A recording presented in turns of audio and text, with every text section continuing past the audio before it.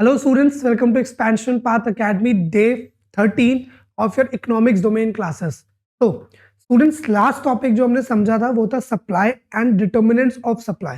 आज हम बात करने वाले हैं next topic के which is your law of supply. तो what is basically law of supply? आप recall करो law of demand को, जिसमें आपने क्या पढ़ा था कि आपकी इकोनॉमी में मार्केट में क्या होता है कि अगर आप प्राइसेस को बढ़ता हुआ देखते हो तो उसमें जनरली हमें यह दिखता है कि जब प्राइसेस बढ़ रहे हैं तो क्वांटिटी जो परचेज की जा रही है बाय द कंज्यूमर्स वो क्या करता है, फॉल. मींस डिमांड और प्राइस में जो है इनवर्स रिलेशनशिप आता है. बट लॉ ऑफ सप्लाई उसका अपोजिट होता है, जो ये सजेस्ट करता है कि अगर आप प्राइस बढ़ता हुआ देखेंगे तो सप्लायर ज्यादा सप्लाई करेगा. मैं रिपीट कर रहा हूं कि अगर मार्केट प्राइस किसी भी कमोडिटी के इंक्रीज कर रहे होते हैं तो ऐसे केस में जो आपका सप्लाई है, क्वांटिटी सप्लाई है, वो क्या करता है, बढ़ता है. इसके पीछे का रीजन आप याद करो, मैंने आपको समझाया था. अगर मैं ये अज्यूम करूं कि मेरी कांस्टेंट कॉस्ट ऑफ प्रोडक्शन है, मतलब मेरा इनपुट का प्राइस सेम है और अदर जो भी फैक्टर्स है वो सेम है, तो मैं अगर 5 रुपए की कोई चीज बना रहा हूं, आप समझना, मैं 5 रुपए की कोई चीज बना रहा हूं और मार्केट में 8 रुपए की बेच रहा हूं तो मैं 3 रुपए का प्रॉफिट लेता हूं. बट अगर कॉन्टिन्यूटी में वो चीज मुझे 5 रुपए की ही बन रही है लेकिन मार्केट प्राइस उस चीज का 8 रुपए से बढ़ के 10 रुपए हो गया, तो ऐसे में क्या होगा, ऐसे में मैं ज्यादा सप्लाई करूंगा क्योंकि मेरा प्रॉफिट मार्जिन 2 रुपए पर कमोडिटी से बढ़ गया. तो इसलिए जब प्राइस बढ़ता है तो प्रॉफिट मार्जिन बढ़ता है, जिसकी वजह से सेलर क्या करता है, ज्यादा सप्लाई करता है. तो अब लॉ ऑफ सप्लाई की डेफिनेशन पढ़ लेते हैं.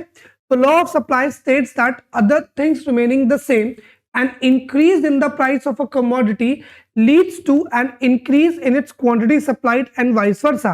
वो कह रहा है कि होता क्या है कि अगर किसी कमोडिटी का प्राइस बढ़ेगा तो जो उसकी क्वांटिटी सप्लाइड है वो क्या करेगी, एक्सपैंड करेगी. उसके लिए पूरा जो मूवमेंट वाला जो ग्राफ था वो मैंने आपको लास्ट क्लास में समझा दिया था. प्राइस वाले केस में पूरा अच्छे से मैंने समझाया था कि एक्सपेंशन इन सप्लाई क्या है, कॉन्ट्रैक्शन इन सप्लाई क्या है, एक्सपेंशन को कैसे डिनोट किया जाता है, मतलब ग्राफ पे कैसे अपवर्ड मूवमेंट से या डाउनवर्ड मूवमेंट से, वो चीज हमने करनी थी. रीजन देखो आपको क्या दे रखा है, वही an increase in price leads to higher profit margin of the producer, inducing him to produce more quantity of the commodity. Similarly, when the price of the commodity falls, it leads to reduce the profit margin. Okay, the producer forcing him to produce lesser quantity. ठीक है. So thus there is a positive relation between price and quantity supply of a commodity. Therefore, supply curve is an upward sloping curve. Unlike your demand curve, demand curve कैसा था student, downward sloping. But supply curve कैसा होता है students, आपका upward sloping, क्योंकि positive relationship आता है price और क्वांटिटी सप्लाई में. चलो आगे बात करते हैं.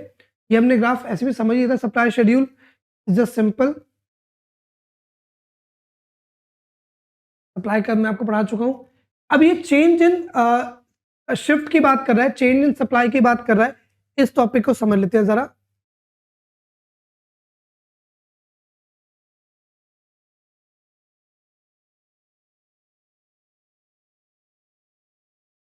ओके, तो स्टूडेंट्स आप याद करें,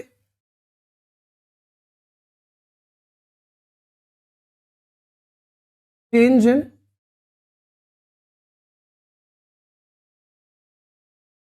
सप्लाई, या फिर इसी से हम क्या पढ़ेंगे, इसी से हम क्या समझेंगे, शिफ्ट इन सप्लाई कर्व.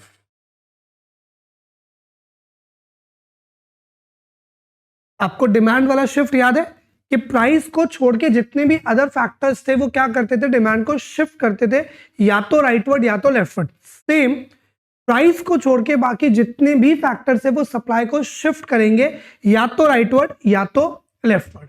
तो अब वो कैसे करेंगे, याद करो, उसमें भी हमने पढ़ा था कि जो अदर फैक्टर्स का चेंज है उसे हम दो पार्ट में मानते हैं. या तो उसे हम बोलते हैं स्टूडेंट्स क्या, फेवरेबल चेंज, या तो उसे हम क्या बोलते हैं, अनफेवरेबल चेंज. कुछ याद आ रहा है, या तो हम क्या बोलते हैं फेवरेबल चेंज, या तो हम क्या बोलते हैं अनफेवरेबल चेंज. दोनों में से कुछ भी आप नाम सजेस्ट कर सकते हैं. जैसे कि अगर हम बात करें फेवरेबल चेंज की, तो सप्लाई के केस में मेरे फेवरेबल चेंज वाले फैक्टर्स जो हैं वो कौन से होंगे? प्राइस को छोड़ के क्या था? Price of input. अब एज अ सप्लायर सोचो कि इनपुट प्राइस बढ़ने पे आपका फायदा है या कम होने पे? जाहिर सी बात है कम होने पे, तो फेवरेबल चेंज क्या हो गया? Decrease in price of inputs, कि अगर इनपुट्स का प्राइस डिक्रीज करेगा तो मेरे को फायदा है। अच्छा, इसके अलावा मुझे और क्या फायदा है? एडवांसमेंट इन टेक्नोलॉजी, अगर मेरी टेक्नोलॉजी बढ़ेगी तो भी मुझको फायदा होगा। और मुझे क्या फायदा है? रिड्यूस इन टैक्स रेट, अगर टैक्स रेट में रिडक्शन आएगा तो भी मुझे फायदा है। तो ये सारे क्या हो गए? ये सारे मेरे फेवरेबल चेंजेस में आ गए, राइट। अब अगर हम बात करते हैं अनफेवरेबल चेंजेस की स्टूडेंट्स, तो उसमें हमारे पास क्या आएगा वो देखते हैं। इसी का उल्टा, मैं ये नहीं बोल रहा सिर्फ यही है, जो भी आपके पास पॉइंट्स है वो सारे आप इसी तरीके से समझ सकते हैं। अनफेवरेबल क्या है? Increase in price of input, तो इंक्रीज इन प्राइस ऑफ, गलत बोल दिया था मैंने, सॉरी, ठीक है। एडवांसमेंट इन टेक्नोलॉजी, इसके अंदर क्या आ जाएगा आपके पास? Technological degradation. तो स्टूडेंट्स ये सारी चीजें क्या हो गई? ये सारी चीजें आपके पास हो गई अनफेवरेबल चेंज। कोई भी फेवरेबल चेंज आपके सप्लाई कर्व को कैसे चेंज करेगा? राइटवर्ड शिफ्ट करके, ठीक है। आप इसे राइटवर्ड शिफ्ट बोल लो, या फिर आप इसे क्या बोल सकते हो? इंक्रीज इन सप्लाई, ठीक है। और कोई भी अनफेवरेबल चेंज क्या करेगा? लेफ्टवर्ड शिफ्ट, या आप इसे क्या बोल सकते हो? डिक्रीज इन सप्लाई, ठीक है। कोई भी फेवरेबल चेंज क्या करेगा? Rightward shift. कोई भी अनफेवरेबल चेंज क्या करेगा? लेफ्टवर्ड शिफ्ट, ठीक है। तो उस अकॉर्डिंगली अब अगर हम ग्राफ बनाए स्टूडेंट्स, तो ग्राफ कैसे बनेगा? एक्स ओरिजिन, वाई, मान लो ये प्राइस है और ये क्वांटिटी उस रेट पे क्या की जा रही है? सप्लाई की जा रही है। ये आपका इनिशियल सप्लाई कर्व। अब कोई भी पॉइंट मान लो, चाहे इनपुट का डिक्रीज होना मान लो, चाहे टेक्नोलॉजी का एडवांस होना मान लो, चाहे टैक्स रेट का कम होना मान लो, कोई भी फैक्टर मान लो, जो भी आपके फेवर में हुआ, तो अगर आपके फेवर में हो रहा है तो सेम प्राइस पे आप क्या कर पाओगे? अब ज्यादा बेच पाओगे। आप क्या कर पाओगे? सेम प्राइस पे ज्यादा बेच पाओगे। तो जो आपका सप्लाई कर्व पहले एस एस था, वो अब कितना हो गया? S1 leading to rightward shift in the supply curve. मैं रिपीट कर रहा हूं स्टूडेंट्स, क्या होगा इस केस में? Rightward shift in the supply curve. और मैं अगर अनफेवरेबल चेंज की बात करता हूं, तो उस केस में क्या होगा कि मान लो इनपुट का प्राइस बढ़ गया, टेक्नोलॉजी मेरी डाउनग्रेड हो गई, तो ऐसे किसी भी केस में वो क्या करेगा? लेफ्टवर्ड शिफ्ट, ठीक है स्टूडेंट्स। तो मतलब जब भी मेरे फेवर में चेंज आए या मेरे अनफेवर में चेंज आए, तो उसकी वजह से सप्लाई में शिफ्ट आएगा। कैसा शिफ्ट आएगा वो हम कर चुके हैं। चलो आगे मूव करते हैं, नेक्स्ट टॉपिक देखते हैं हमारे पास क्या है। ये भी हमने पढ़ा टॉपिक, राइट। चलो ये बस ऐसे टेबुलर फॉर्म में आपको दे रखा है। डिक्रीज इन सप्लाई कैसे करेगा? Decrease in supply, change in quantity supply, movement along the supply का याद करो, सबसे पहला टॉपिक मैंने आपको यही समझाया था।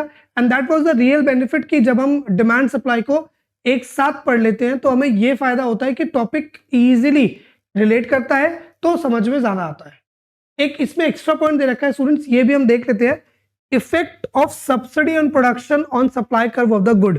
देखो गवर्नमेंट पॉलिसी के अंदर सिर्फ टैक्सेशन ही नहीं आता, गवर्नमेंट की पॉलिसी में टैक्स और सब्सिडी दोनों ही चीजें आती हैं।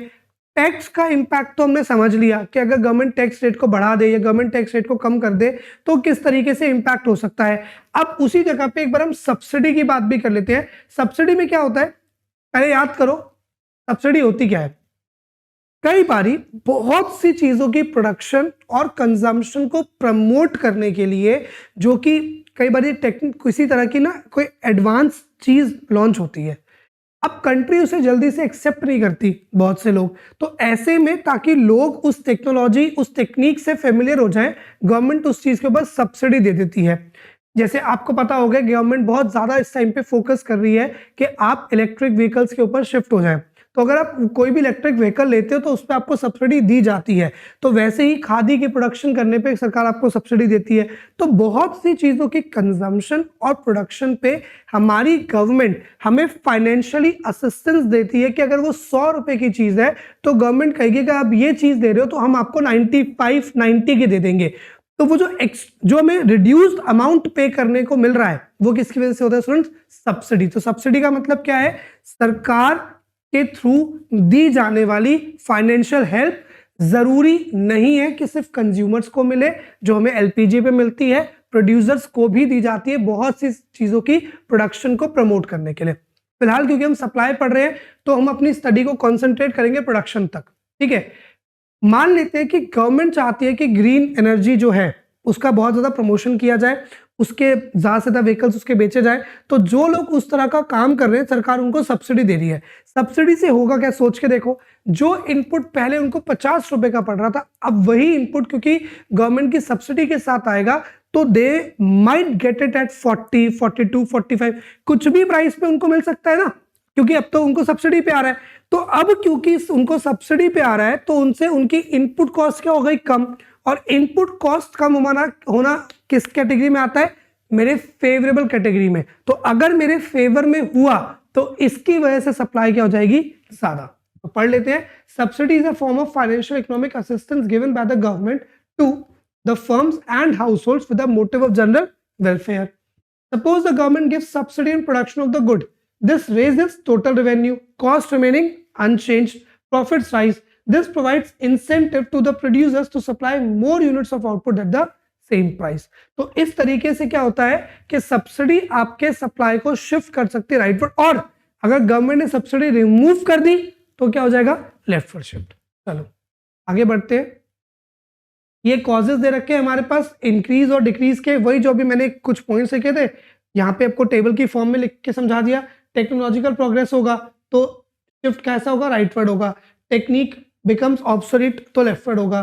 Fall in prices of factors of production, input आपके क्या हो गए हैं? सस्ते हो गए हैं, फायदा है। इनपुट महंगे हो गए, अनफेवरेबल, लेफ्टवर्ड शिफ्ट करेगा। इसके बाद increase in number of firms, जो भी कमोडिटी है वो ज्यादा से ज्यादा लोग बनाना शुरू हो जाए तो उससे क्या होगा? सप्लाई राइटवर्ड शिफ्ट कर जाएगी। Decrease in number of firms कम हो जाए मार्केट में। डिक्रीज इन टैक्सेस, जैसे कि जीएसटी की बात है, इंक्रीज इन टैक्सेस।